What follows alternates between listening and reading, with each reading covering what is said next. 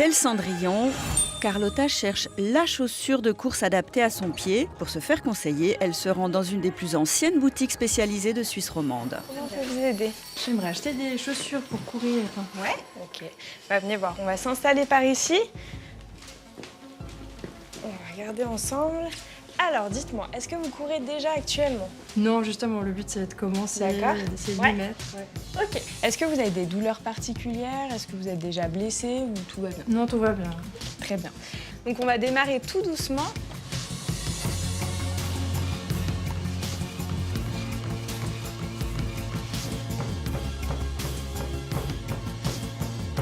Alors on va arrêter le tapis, continuer à courir un tout petit peu. Voilà, jusqu'à l'arrêt. Parfait.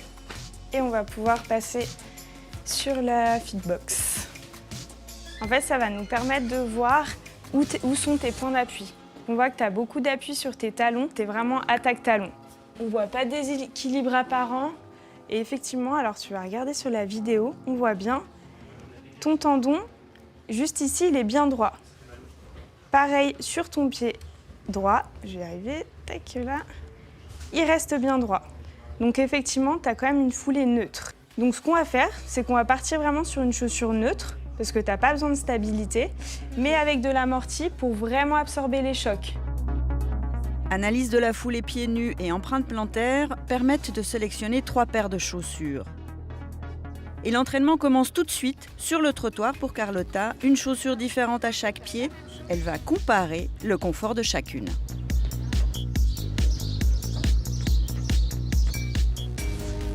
Alors, quel est ton ressenti? J'ai l'impression que la gauche, elle est plus confortable. Ouais. Confirmation du choix avec les 2 mêmes chaussures aux pieds. Vendu. Donc ça te fera 200 francs, s'il te plaît. Et voilà pour toi. Ouais. Au plaisir, et puis si jamais il y a quoi que ce soit, t'hésites pas. Ça marche. Tu sais où on est. Voilà. Merci. Au revoir, bonne journée. Aujourd'hui, plus nécessaire de se rendre dans une boutique spécialisée pour se faire conseiller une chaussure de course à pied. Dans la communication des grandes enseignes, on vante ce service. Chez Ochsner Sport, on met l'accent sur la crédibilité des sportifs de haut niveau. Tandis que Sportix joue la carte technologique. Mais la promesse reste la même, vous vendre la chaussure parfaite. Notre Cendrillon a voulu tester la qualité de ses conseils. Elle s'est rendue dans 5 magasins de Suisse romande avec la même demande, une chaussure qui lui permette de se lancer dans l'entraînement. 2 des magasins visités sont des boutiques spécialisées. New Concept Sport à Carouge et Trilogy Sport à Belfaux. Les 3 autres sont de grandes enseignes, Sportix à Crissier, Intersport à Sierre et Ochsner Sport à Lausanne. Dans tous les magasins visités, l'analyse est similaire. Empreinte des appuis plantaires, analyse de la foulée sur tapis, pieds nus ou chaussés. Carlotta a pu essayer plusieurs paires différentes dans chaque cas et choisir la plus confortable. Seul Sportix se démarque et propose une analyse 3D du pied, mais la vendeuse n'observe pas la foulée de Carlotta. Les 5 chaussures achetées sont toutes de modèles différents, ce qui illustre la diversité du marché, mais 4 d'entre elles appartiennent à la même famille. Des chaussures neutres, adaptées à une foulée dite universelle. Dans un seul cas, chez Ochsner Sport, le vendeur identifie une pronation excessive, il propose des chaussures correctrices et ajoute même une semelle protectrice. Les prix vont de 159,90 à 298,90. Nous avons soumis ces différents modèles à un physiothérapeute spécialiste du pied au Centre médical suisse olympique de l'hôpital de la Tour à Meyrin. Alors, globalement, vous allez avoir des chaussures qui ont quand même pas mal de cushioning, hein, pas mal de, on va dire, d'amorti. Vous allez avoir des chaussures qui sont aussi relativement raides lorsqu'on regarde la torsion, d'accord ? Et puis, vous avez des chaussures qui ont ce qu'on appelle aussi un peu de stack, c'est-à-dire l'épaisseur globale, hein, de la semelle, pas seulement le drop, c'est-à-dire la différence entre l'arrière et l'avant, mais aussi l'épaisseur globale de la chaussure. Donc des chaussures où on va être assez loin du sol. Hein. On ne va pas être sur des chaussures, on est tout près du sol, qui vont, je dirais, simuler la course pieds nus. Donc voilà, on a quand même quelques-unes qui sont relativement neutres, donc ce qui est plutôt pas mal pour une coureuse débutante. On en a d'autres qui vont se vouloir être peut-être un petit peu protectrices de certains défauts. Voilà, avec notamment des choses qui s'ajoutent ici en termes d'amorti, par exemple. Dans un cas, le vendeur a proposé une chaussure correctrice plus une semelle protectrice. Est-ce vraiment nécessaire ? Si on prend la semelle toute seule, elle a des vertus pour filtrer les impacts. La question, c'est pas ça. C'est est-ce que j'ai encore besoin de plus filtrer les impacts et d'en rajouter encore ? On peut peut-être démarrer tranquille en gérant la dose d'entraînement, comment je cours, etc. Plutôt que de dire, tiens, on va déjà beaucoup vouloir filtrer les impacts. Donc, moi, j'aurais été peut-être vers plus de simplicité, plus de neutralité, d'accord ? Et puis plus de facteurs intrinsèques au coureur que sur la chaussure. En résumé, quels critères retenir ? 3 facteurs, le confort et le confort. C'est pas moi qui le dis, c'est le plus grand spécialiste en biomécanique de la chaussure, Benno Nig, 40 ans de carrière là-dessus, il a travaillé avec toutes les marques. À partir de là, dans ces familles-là, on pourrait peut-être enlever certaines extrêmes et puis être sur des choses qui vont être un peu neutres, un peu souples, sans trop de protection, je dirais, peut-être inutile, et lui dire, tiens, ça c'est certainement plutôt pas mal, suffisamment neutre pour quelqu'un qui débute et en fonction de sa morphologie. Voilà. Et justement, c'est le modèle que Cendrillon a choisi pour son premier entraînement. Les chaussures, c'est comme les voitures, plus les années passent, plus elles gagnent en volume et en technologie. Aujourd'hui, la tendance est au maximalisme, des semelles épaisses et super amortissantes, objectif du confort dans l'effort et zéro bobo. Mais attention, le marketing ne tient pas toujours ses promesses. C'est un phénomène mondial. Nous sommes plus de 620 millions de coureuses et coureurs dans le monde pour un marché d'équipements qui atteint presque 12 milliards de francs. Et c'est aussi un paradoxe. Plus nous sommes professionnellement sédentaires, plus nous courons durant nos loisirs. La chaussure a considérablement évolué depuis le milieu du XXe siècle, comme le montrent celles qui sont conservées dans le compactus du musée olympique de Lausanne. En 70 ans de marathon olympique, on est passé de la chaussure d'Emil Zatopek, fine comme un gant de cuir qu'il portait à Helsinki en 1952, à celle spectaculairement plus massive d'Eliud Kipchoge à Tokyo en 2020. On a intégré dans les chaussures une panoplie de technologies qui sont de l'amorti, des élévations de talons qu'on appelle le drop et des technologies de contrôle de la pronation pour dicter au pied comment le pied doit bouger, toujours dans ce même objectif qui est la prévention des blessures. Alors la chaussure a évolué au rythme des technologies, s'est construite de plus en plus grosse, de plus en plus... En fait, elle justifie son prix énorme actuellement par les technologies qu'on y intègre.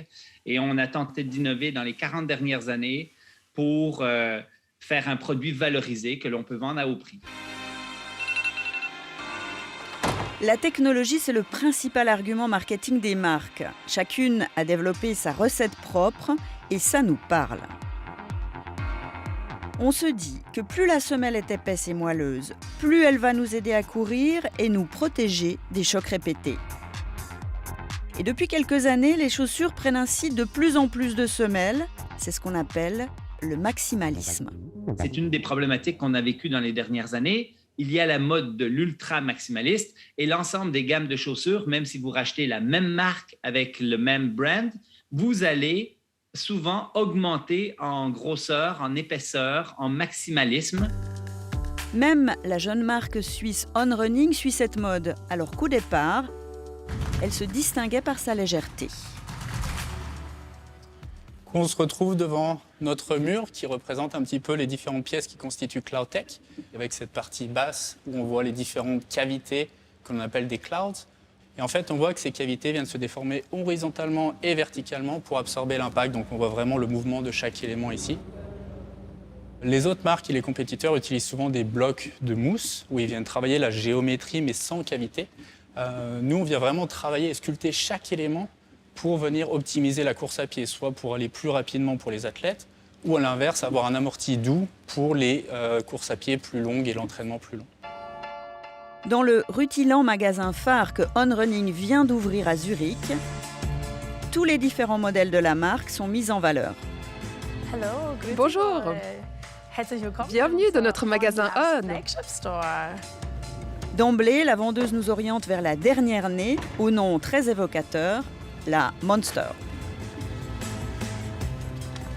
1, 2, 3, go! Une chaussure hyper maximaliste donc, pour une marque dont toute la communication est axée sur la légèreté des nuages. Est-ce un changement d'orientation ? C'est pas un changement d'orientation. En fait, on veut vraiment répondre à tous les besoins des consommateurs. On a tous une manière de courir qui est différente. Et pour cela, on a besoin d'avoir des styles qui sont différents aussi. On dit souvent dans l'équipe innovation et l'équipe développement, on cherche à avoir une sensation qui est unique et créer une émotion derrière nos chaussures. Et la Monster, c'est un petit peu ça. On voulait avoir une émotion et une sensation un peu bizarre derrière cette chaussure. Et c'est pour ça qu'on allait dans cette direction, et ce qu'on appelle aussi un peu le maximaliste. Choisir de courir en chaussures maximalistes, c'est peut-être une émotion, mais c'est loin d'être anodin, parce que la chaussure va influer sur la manière de courir. Plus la chaussure elle est grosse, plus elle est maximaliste, plus on va attaquer du talon avec des cadences lentes et une force d'impact élevée, qui sont des paramètres qui ont été associés à certaines blessures. On sait actuellement que la chaussure moderne a des influences certaines sur la biomécanique. La biomécanique de la course, c'est l'étude des mouvements du coureur. On l'analyse ici, dans ce laboratoire du Centre Sport et Santé de l'Université de Lausanne. Carlotta s'y rend pour faire analyser sa foulée. Le coureur est quelqu'un qui va utiliser de l'énergie élastique. Vous pouvez considérer le membre inférieur comme un énorme ressort qui va être comprimé sur la première partie du moment où on pose le pied. On va comprimer ce ressort qui ensuite va libérer de l'énergie pendant la phase d'impulsion. Tu démarres, on va faire une course à 8 km/h, d'accord ? La première partie après la pose de pied est un moment extrêmement critique. On sait que si on a une foulée trop longue, une jambe qui est trop tendue vers l'avant, on va augmenter ce pic de force, on va augmenter donc la montée de la force qu'on appelle le vertical loading rate, des vibrations qui vont remonter tout au long de la jambe, qui peuvent remonter jusqu'en haut du crâne. Et là, ces vibrations en tant que telles peuvent créer des traumatismes qui peuvent aller sur des blessures de type fracture de fatigue, périostite, tendinite. Équipée de ses chaussures à grosses semelles, Carlotta court sur ce tapis spécial. Elle pose le talon d'abord, la jambe presque tendue. Ce qui va nous intéresser ici, c'est la fenêtre en haut qui va décrire les forces de réaction verticale au sol. Il y a un grand pic de force ici qui correspond au moment où vous allez poser le pied au sol. D'accord ? Le moment où il y a la force maximale, au moment où vous allez poser le pied, on voit qu'il y a une force de réaction au sol qui est équivalente à 1113 newtons. Ça correspond à peu près à 2 fois votre poids de corps. Même exercice ensuite pour Carlotta, mais cette fois, elle court pieds nus. Lorsqu'on est pieds nus, donc on est beaucoup plus sensible aux vibrations et aux chocs. Donc ce qui veut dire qu'on ne peut plus se permettre d'arriver avec un pied qui est trop tendu vers l'avant et d'arriver en talon. Et en effet, Carlotta modifie spontanément sa foulée. La longueur de ses pas diminue, elle fléchit plus la jambe pour poser le pied à plat. Et on le constate sur la courbe de force verticale. Comparé à ce qu'on a vu avant avec la chaussure, on voit que la courbe est quand même très différente. Donc on voit que le moment où vous allez poser le pied ici, là c'est le moment où la force elle augmente ici, ça correspond à un petit peu plus qu'une fois votre poids de corps, alors qu'avant on était quasiment à deux fois votre poids de corps. Des chocs presque 2 fois moins forts quand on court pieds nus, ça donne évidemment envie de changer pour des chaussures qui soient moins massives. Mais attention au risque de blessure. Dès lors qu'il y a une transition trop abrupte d'un matériel ou d'une technique à une autre, vous augmentez le risque de blessure. Donc moi, ce que je vous conseille, c'est ou de garder vos chaussures ou d'y aller très progressivement. Et puis surtout de faire un travail de dynamisme du pied, un vrai travail de pied. Alors, je vous ai expliqué que l'instrumentation, la sophistication des chaussures ne réduisait pas la prévalence, mais de là à dire qu'en supprimant la technologie, on réduit le risque de blessure, mais on s'est rendu compte que c'est là encore pas aussi simple, et finalement, on déplace les blessures. Donc, au lieu peut-être d'avoir des blessures qui vont être au niveau du tibia et du genou, je vais avoir des blessures qui vont être plutôt sur l'avant du pied ou au niveau du tendon d'Achille. Ce qui est important pour l'homme moderne, habitué à des chaussures dans la vie de tous les jours, c'est effectivement d'avoir quelque chose qui va amener le moins de changements possible par rapport à ses habitudes pour essayer de faire en sorte qu'il puisse faire de l'activité physique sans se blesser. Mais aller vers des chaussures plus chères, plus technologiques, avec plus d'amortis, pour tenter de réduire les blessures, ne fonctionne pas actuellement. En résumé donc, on résiste à la mode et on ne change pas brutalement les caractéristiques de ses chaussures habituelles. Des chaussures neutres, c'est ce que nous avons testé cette semaine. On en parle avec notre Mister Test, Stéphane Fontanet. Bonsoir. Bonsoir Linda. Là, les paramètres retenus, ce sont vraiment ceux qui font la solidité de la chaussure. Combien de modèles est-ce que vous avez fait tester? Alors on a pris 7 modèles. 7 modèles pour les hommes, pour les femmes, les mêmes modèles, 14 chaussures en tout. Parce qu'il y a des différences au niveau des résultats? Alors au niveau des résultats, on va voir des différences entre certains modèles qui seront classés différemment dans le classement. Pour les hommes et pour les femmes. Au niveau des prix? Les prix, ça reste la même chose, que ce soit des chaussures hommes ou femmes. Alors avant de passer aux résultats, on vous emmène à Lyon pour voir le making-of de ce comparatif. Donc voilà comment arrive la chaussure chez nous et comment elle va finir après les tests, donc après être passée sur les différentes machines de torture que nous avons au niveau du laboratoire. Ici, on va tester l'amorti de la chaussure. Donc on va générer un impact de course et grâce à cet impact de course, on va pouvoir déterminer l'amortissement de la chaussure.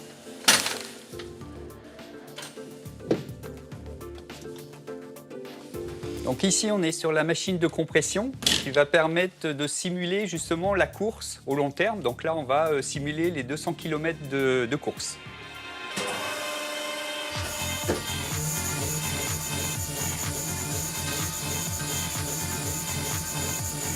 On va regarder la partie liaison, donc l'adhérence entre la partie textile et la partie semelage. Donc tout ce qui est aspect collage. Donc on va venir prélever une éprouvette type fer à cheval et on va venir déchirer les matières. Donc on va mesurer la force qu'il nous faut pour séparer les deux éléments. Sur cette machine, on va déterminer la résistance à l'abrasion. Donc on va venir prélever des échantillons sur la semelle d'usure et on va les passer sur le papier abrasif et par différence de masse, on va pouvoir quantifier une perte de volume en millimètres cubes. On va regarder la capacité d'absorption d'eau de cet échantillon. Donc on va générer grâce à la machine de la sueur qui va être représentée là, sur la machine de l'eau et on va quantifier justement l'absorption d'eau qu'elle est capable d'accumuler. Place aux résultats, Stéphane. On commence par les modèles pour femmes. Avec quelles chaussures en queue de classement? New Balance en queue de classement, 6,1 points sur 10. C'est l'absorption-désorption d'eau de la semelle qui est mauvaise et puis aussi la respirabilité qui est insuffisante. C'est quoi ça, la respirabilité? Alors la respirabilité, c'est la partie supérieure de la semelle, c'est l'évacuation de la vapeur d'eau qui se forme au-dessus du pied. La partie supérieure de la chaussure, donc? De la chaussure, pardon, oui. Je vous ai dit de la semelle, de la chaussure, oui. Ouais, avec l'évacuation par la partie supérieure de la chaussure. Le prochain modèle, lui, pêche au niveau de la semelle. Exact, mauvaise note pour ASICS pour l'abrasion de la semelle. ASICS a aussi une résistance à la déchirure qui est juste suffisante. C'est quand même le modèle le plus cher de ceux qu'on a achetés, 239 francs. 30 francs de moins environ pour le modèle On. Là, c'est l'amorti du talon qui est insuffisant. Et puis on passe à la chaussure Nike qui finit au pied du podium. Amorti bien meilleur, mais mauvaise respirabilité. Et on arrive au trio de tête. Et troisième position pour Adidas, mauvaise absorption d'eau de la semelle pour cette paire qui est la plus lourde, 532 grammes. On enchaîne avec celle qui est la plus légère, 392 grammes pour la Kalenji. C'est aussi la moins chère, 45 francs les deux chaussures. Elle est insuffisante sur l'amorti du talon. Et en tête, celle qui gagne ce test, c'est Mizuno, très bonne sur tous les critères, à l'exception de l'amorti qui est jugé suffisant après 200 km. Merci Stéphane. Alors on va le voir, hein, le classement n'est pas le même pour les chaussures hommes, ce qui est assez surprenant. On écoute à ce propos Jean-Luc Chavereau du laboratoire CTC. Les différences peuvent s'expliquer par rapport aux tailles. Ça peut s'expliquer aussi par rapport au poids des semelles qui peuvent être différentes d'un modèle à l'autre, avec des épaisseurs un petit peu différentes et donc des comportements en amorti ou en résistance qui peuvent être un peu différents. Stéphane, vous nous donnez maintenant un deuxième classement pour les modèles masculins. Lequel ferme la marche? C'est le même, New Balance. De nouveau, absorption, désorption d'eau par la semelle est mauvaise et la respirabilité est insuffisante. Ouais, même faiblesse donc là que pour le modèle féminin. Ensuite, on trouve ASICS. Son principal problème, c'est l'abrasion de la semelle qui est trop forte. Vient ensuite Adidas, avec un problème de gestion de l'eau dans la semelle intérieure. C'est aussi la plus lourde chez les hommes, 645 grammes. Et puis on a la Kalenji qui est là moins bien classée que chez les femmes. Oui, elle était deuxième chez les femmes, là elle est en 4e position. C'est l'amorti de la chaussure qui a beaucoup baissé ici après 200 km. Suit la Nike avec un amorti qui est un peu meilleur. Par contre, là, la respirabilité du tissu est jugée mauvaise. En deuxième position, on trouve On, meilleur sur la respirabilité pour cette paire qui coûte 210 francs. Et puis pour la première, eh bien on prend les mêmes et on recommence. Exact. Mizuno en tête, très bon comportement global, résistance mécanique, confort, hygiénique. Amorti neuf, très bon aussi, 150 francs pour cette paire. Merci beaucoup Stéphane pour ces explications. Très bonne soirée à vous. Et ces deux classements de chaussures pour hommes et de chaussures pour femmes sont disponibles comme d'habitude sur notre site abe.ch. La chaussure, accessoire indispensable pour courir évidemment, même si le plus important, eh bien, c'est la manière dont on court. Comment optimiser son mouvement, comment doser l'effort lorsque l'on débute. Ça s'apprend et ça permet de limiter les blessures. Environ un coureur sur 2 se blesse à l'entraînement chaque année. Toutes les marques promettent que la technologie de leurs chaussures résoudra ce problème, mais au Centre médical suisse olympique de l'hôpital de la Tour, on sait bien que la solution est ailleurs. Il est très difficile de faire un lien entre chaussures et blessures, mais il faut ne pas parler de la chaussure comme on le fait aujourd'hui. Il faut sortir le débat et s'intéresser à la seule chose importante, le coureur ou la coureuse. La chaussure, ça va peut-être être 3, 5, 10% et encore. Mais comment je m'entraîne? Est-ce que je m'entraîne trop? Est-ce que j'ai démarré trop fort? Est-ce que j'ai une foulée qui est efficace, qui est protectrice, qui est correcte? Et puis, est-ce que je suis assez fort, assez souple pour pouvoir m'imposer les doses de course à pied que je me propose de faire? Voilà les 3 piliers importants dont on parle beaucoup trop peu, derrière le nuage de fumée du matériel, et ce sont les choses les plus importantes. Rappelons que l'OMS recommande de bouger pour lutter contre toutes les maladies de civilisation. Diabète, cancer, surpoids, problèmes articulaires, maladies cardiovasculaires, dépression. La course à pied, c'est le remède idéal. Si vous êtes sédentaire à la base, un simple 5 à 10 minutes par jour est suffisant pour réduire de façon drastique votre mortalité très rapidement.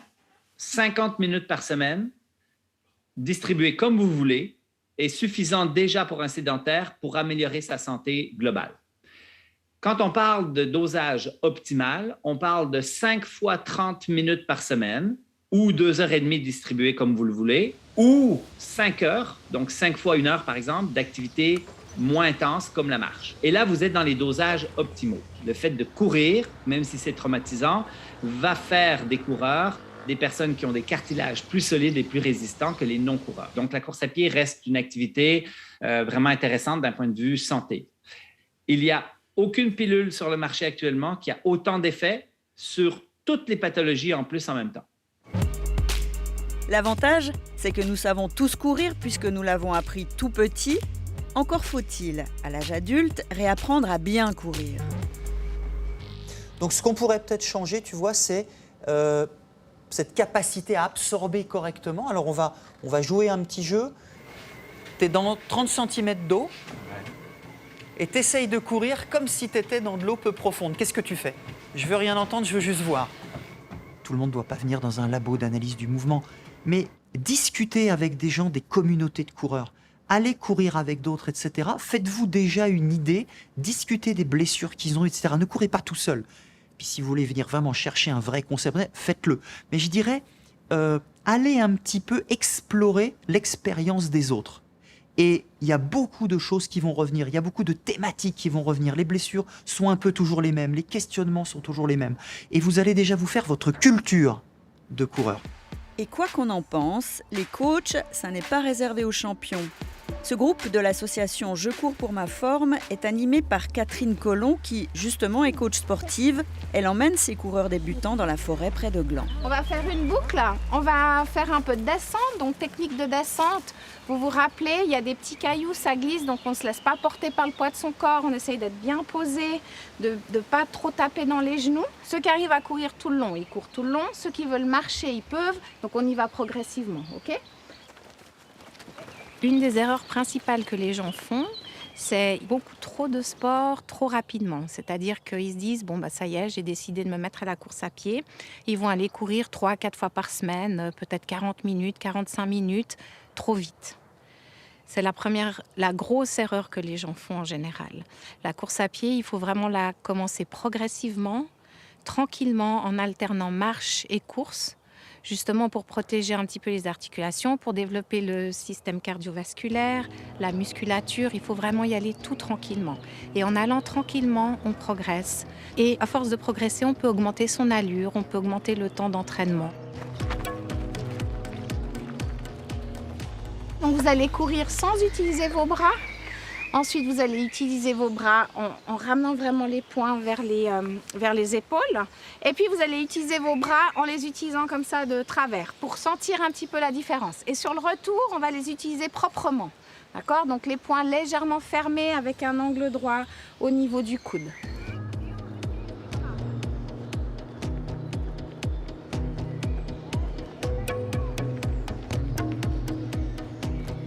J'avais été assister à la course de l'escalade, je trouvais que c'était motivant, puis ça m'avait donné envie de courir, mais j'avais pas de méthode, je savais pas comment m'entraîner, je m'y remettais pas depuis des années. Et puis là, j'ai trouvé qu'au niveau de la forme, j'ai senti qu'il fallait que je fasse un peu quelque chose. Ça faisait longtemps que je faisais plus rien et j'avais eu envie de reprendre le sport.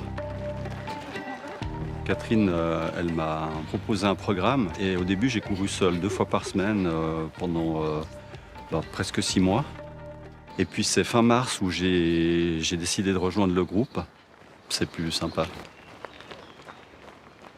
Le sport santé, c'est d'aller bouger en extérieur, de se faire du bien et sans objectif irréalisable.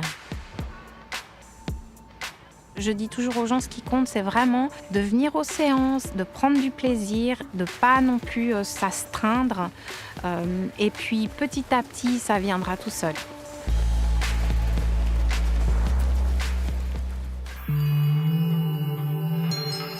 Il y a quelques semaines, nous vous parlions des risques liés aux piqûres de tiques et de la possibilité de se faire vacciner en pharmacie contre l'encéphalite qu'elles transmettent. C'est bel et bien possible, mais attention, pour que le vaccin soit remboursé par votre assurance maladie, il faut passer par votre médecin. Nos excuses pour ce manque de précision. Vous le savez, dénoncer les situations injustes ou abracadabrantesques dans lesquelles vous vous retrouvez en tant que consommateur, c'est l'une des priorités de cette émission. Ce soir, nous allons revenir sur une série de témoignages diffusés ces derniers mois pour voir si la situation des téléspectateurs concernés s'est améliorée. On va continuer à suivre ce dossier. Nous vous redirons si ce réexamen débouche sur de bonnes nouvelles. L'affaire ne s'arrête pas là. On suivra le dossier. Bonsoir Viviane Gabriel. Bonsoir. Alors ce soir, pas de panier, pas d'actualité. Et non, nous allons prendre des nouvelles des protagonistes de nos reportages. Et on commence avec cette affaire d'eau jaunâtre, voire malodorante à Bussigny. Souvenez-vous.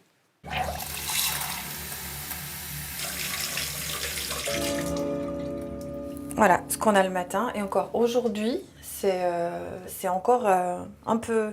C'est clair, quoi. Alors on a déjà eu bien plus foncé que ça.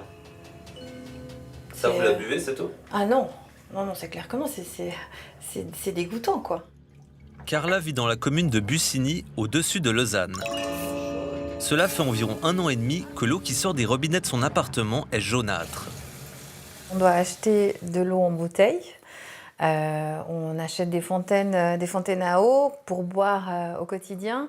Et j'achète aussi de l'eau moins onéreuse pour pouvoir mettre dans les machines à café et dans tous les électroménagers comme la bouilloire ou autre. Si je dois faire du thé par exemple, on en a à peu près pour une 50aine, 60aine de francs tous les mois pour acheter de l'eau minérale quoi, en bouteille. Pour une famille de 4 personnes, c'est un budget quoi. En raison de la pollution au chlorothalonil d'une des sources principales qui alimentait le réseau de distribution d'eau de Bussigny, cette dernière s'est raccordée à celui de la ville de Lausanne qui pompe majoritairement l'eau du lac. Problème, cette eau est moins calcaire, comme l'explique le site internet de la commune à l'été 2020. L'eau du réseau de distribution est passée d'une dureté élevée à une dureté faible. Cela a pour effet de décaper le calcaire accumulé toutes ces années dans les tuyaux. La couleur jaune ou orange provient de la dissolution de la rouille dans l'eau. Ce phénomène va s'atténuer avec le temps. La solution proposée par la commune, purger l'eau en fonction des spécificités de sa tuyauterie. Mais cela dure depuis plus d'1 année et demie. Et les habitants de la commune en ont marre. Surtout l'eau froide. Elle est brune, elle pue et elle est dégueulasse à boire. Gabriella vit dans un autre quartier de Bussigny et elle consomme elle aussi des bouteilles d'eau minérale. Car même lorsqu'elle filtre l'eau de son robinet, le mauvais goût persiste. Elle regrette que personne ne bouge pour régler le problème. Alors j'ai appelé la commune au mois de juillet, l'année passée, et ils m'ont répondu que ça pouvait durer 1 jour, 10 jours, 10 ans, voire plus.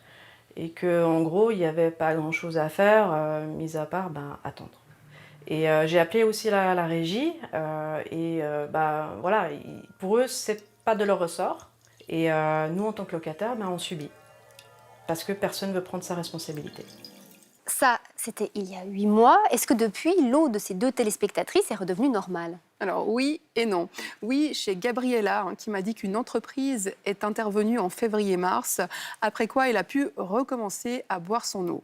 En revanche, chez Carla, rien n'a changé. L'eau est toujours pareille. Et si on fait les comptes, ça fait plus de 2 ans que ça dure. Ouais, donc on imagine qu'elle en a plus que marre. Oui, à ce stade, elle songe à envoyer toutes ses factures d'eau, pour les bouteilles, pour les fontaines, à la régie et demander un remboursement. Nous avons appris qu'un autre locataire est passé à l'acte. Il a tout envoyé à la régie. Et il a obtenu quelque chose? Oui, un geste de la part des propriétaires, 500 francs à titre de participation à ses frais, sans qu'il s'agisse d'une reconnaissance de responsabilité des propriétaires, précise la régie. Aux dernières nouvelles, ce locataire attend donc ses 500 francs et continue de boire de l'eau en bouteille.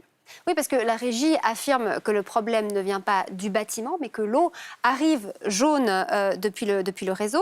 Est-ce que la commune de Bussigny fait quelque chose face à ce problème qui ne concerne pas que ces 2 personnes?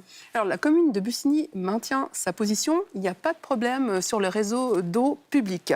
Quoi qu'il en soit, Bussigny n'est plus à la manœuvre, entre guillemets, dans ce dossier. Elle a vendu son réseau à la ville de Lausanne, qui donc, depuis le 1er janvier, est responsable de l'entretenir. Lausanne, qui menait déjà des investigations en automne dernier, qui promettait des résultats pour le mois de décembre. Là, on est mi-juin, ça fait presque 6 mois.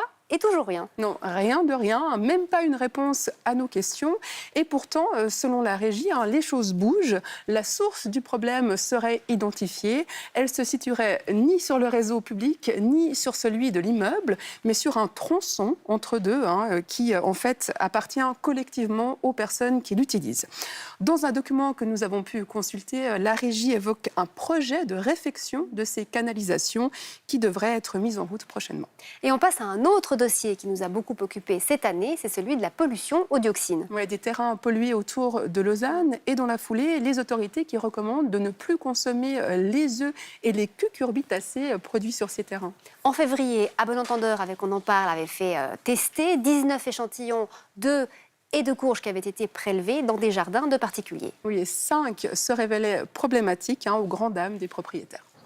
Est-ce que vous vous dites finalement, ces œufs que j'avais chez moi, ils étaient censés être meilleurs que les œufs du commerce, et puis c'est quand même le choc? Bien sûr, on a toujours l'impression. C'est vrai que des œufs, on fait attention, on achète de la nourriture bio, enfin voilà, on a une certaine conscience de tout ça. Et on a l'impression d'avoir les meilleurs œufs du monde. Déjà, ils ont un goût particulier, c'est sûr, ils sont frais, mais on sait ce qu'on a donné à manger à nos poules. Et ouais, ça c'est vrai que c'est moche comme... c'est vraiment moche. Et vous êtes où? Maintenant, on est en train de réfléchir si on veut acheter une 4e génération des poules. Et avec cette information, je pense qu'on va réfléchir 2 fois. Mais je suis aussi un petit peu inquiète pour notre santé, et surtout la santé de nos filles, qui ont 13 et 9 ans. Puis, donc, vous voyez, il y a la petite qui a toujours mangé. Toute sa vie, elle a mangé des œufs de nos poules. Et puis, est-ce qu'il y a certaines choses qu'on pourrait faire maintenant qu'on sait tout ça? Est-ce qu'il y a quelque chose qu'on pourrait faire pour remédier tout ça? Donc voilà, j'ai plein de questions par rapport à ça. Bon, c'est fini pour aujourd'hui? Ouais, allez. Viviane, est-ce que cette dame a obtenu des réponses à ces questions depuis? Alors, pas complètement. Hein. Selon le RAS, c'est encore le temps des recherches, hein, pas celui de l'action. La famille a été contactée par Unisanté, hein, le Centre universitaire de médecine générale et de santé publique à Lausanne, pour participer à une étude. Hein. Du coup, des analyses de leurs œufs et de leurs terres sont en cours. Et l'autre témoin aussi a eu un contact avec Unisanté? Oui, dans le cadre d'une consultation médicale offerte, hein, où elle a principalement reçu des recommandations. Il faut encore préciser que depuis notre reportage, les autorités ont mené d'autres analyses dans des jardins à Lausanne avec des résultats plutôt rassurants. 3 échantillons problématiques sur 26. Résultats rassurants également autour des anciennes usines d'incinération vaudoises et à Montaix. On quitte maintenant Lausanne et sa région pour parler de Nicole, cette téléspectatrice qui avait vu son cabriolet flambant neuf ravagé par la grêle du côté de Bulle. Nicole qui avait alors découvert qu'elle n'avait pas de casco complète, contrairement à ce qu'elle imaginait. Petit rappel des faits.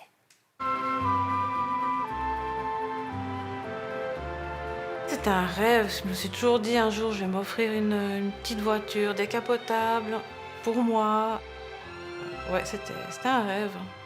J'ai reçu la facture début janvier avec l'indication casco complète que j'ai payée.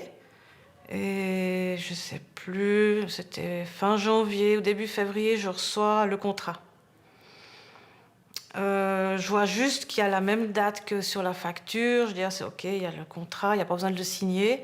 Je le classe sans le regarder attentivement.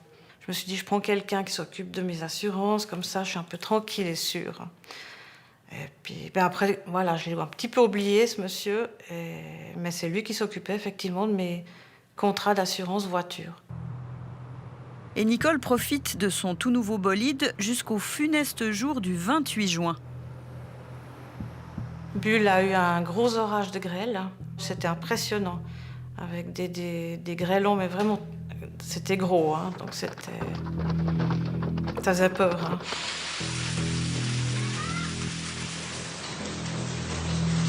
Et ma voiture était garée dehors et elle a subi de plein fouet cette grêle, avec un dommage total, un dégât total. La tôle détruite, les rétros arrachés, les plaques arrachées, la vitre arrière détruite aussi, enfin abîmée, ouais, avec l'eau à l'intérieur aussi. Je prends mes papiers d'assurance pour prendre ma police d'assurance pour déclarer le sinistre. Et puis je regarde mon contrat attentivement, puis je dis tiens, c'est bizarre. Il n'y a pas la casco, c'est marqué 0, non casco. Leasing, pas de leasing. Je dis c'est bizarre. Je suis consciente que j'ai une part de responsabilité en n'ayant pas regardé ce document attentivement. Mais là, je pense qu'il y a aussi une responsabilité du côté du courtier ou de la maison de courtage qui ont aussi reçu cette police d'assurance où ils auraient dû voir aussi qu'il n'y avait pas la casco, qu'il n'y avait pas le leasing inscrit dedans. Ça aurait dû aussi les interpeller, à mon avis. L'assurance conseille à Nicole d'attaquer le courtier qui n'aurait pas fait son travail. Et en attendant, elle paye chaque mois pour une voiture immobilisée. Son contrat de leasing court jusqu'en novembre 2025. Viviane, est-ce que finalement Nicole a lancé cette action en justice? Alors oui, elle a pris un avocat. Il y a eu 2 tentatives de conciliation et elles ont les 2 échoué. On lui a proposé 5 000 francs et puis 9 000 francs, hein, me dit-elle, alors que les frais de réparation du véhicule ont été devisés à plus de 20 000 francs. Elle a donc refusé et lancé une action pour récupérer cette somme, une action dans laquelle elle a déjà engagé plus de 4 000 francs.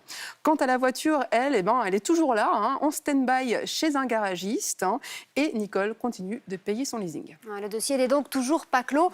On termine quand même par une bonne nouvelle. Ouais, vous vous souvenez peut-être de ce téléspectateur dont le compte épargne avait fondu comme neige au soleil.